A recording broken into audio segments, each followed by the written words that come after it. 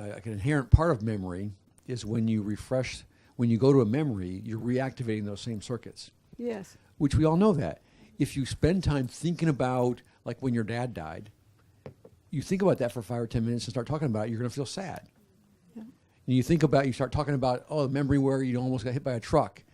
And you can actually stir up a little bit if you really reconnect with the memory and kind of picture, like, there you were in the snow in the night and you slid halfway underneath the semi on the highway doing 65 with your idiot college. And you can actually, like right here, it's like, I was in the riding shotgun. I was underneath the truck. Like, we're going to die. Yeah. You can feel, the content of the memory, when you refresh those same circuits, kind of returns to some extent. So if you refresh the circuitry of a memory where something good happened, you will replay, you'll kind of recapture neurologically some of that same content. And usually in experiences that were beautiful and wonderful and you experienced God's provision, you felt grateful. So just neurologically, just going back to that memory, activating that same circuitry, you're going to reactivate some of that same gratitude. So that's one piece that kind of makes sense. A piece there, oxytocin. Lots and lots of research that shows oxytocin is a big part of bonding. It's like the bonding hormone. It's when a woman gives birth, you have a big burst of oxytocin. When you nurse, there's in the most intense bonding times in life, there's a hormone that gets released that kind of is built to facilitate bonding for mammals.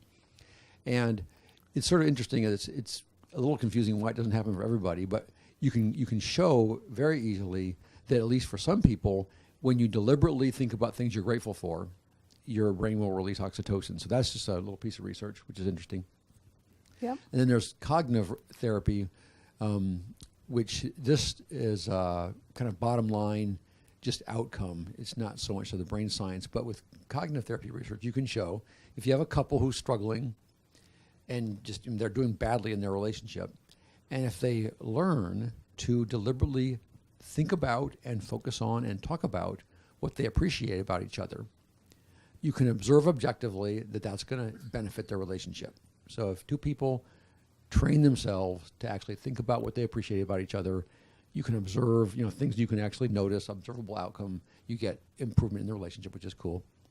And then I don't know if I told you this one, but just a week ago, somebody handed me a little clipping, which is for just from this last fall. For a while, I've told people if I had $1 billion, I would get a PET scanner. $1 billion that didn't need to feed hungry children. If you had a lot, if you had $1 trillion, there'd be some extra there eventually.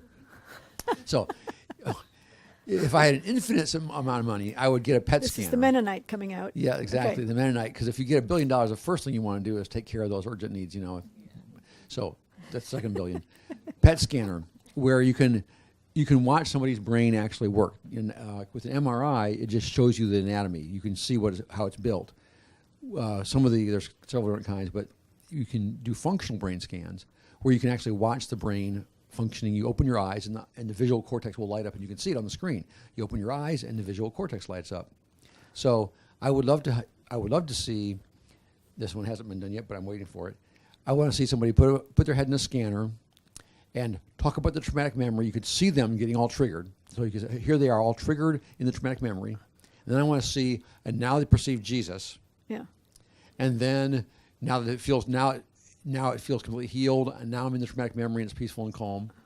And then be able to go a month later and scan their brain and say, oh my goodness, their depression is gone, their panic is gone, whatever. Yeah. So another one, though, I've said is I would love to see what happens to somebody's brain when they do a deliberate appreciation exercise. Well, the brain team at University of Southern California, big and internationally renowned, they've got a PET scanner. Someone's given them $1 billion and they've spent it on this kind of stuff. And they've been scanning people for deliberate gratitude.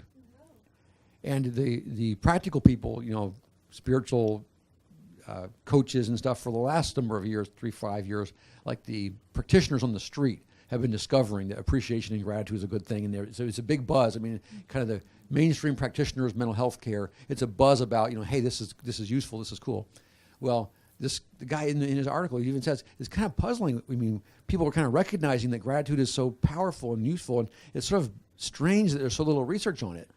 But anyways, we put people in the scanner and had them talk about memories that they're grateful for, And guess what? Their relational circuits turn on. Yeah. So you can see, I mean, it does other stuff too. Yeah. But like this year, a few months ago, University of Southern California brain scan, you can put a person's head in a brain scanner, and if they do a deliberate appreciation exercise, you can watch their relational circuits turn on. Totally cool. Totally cool.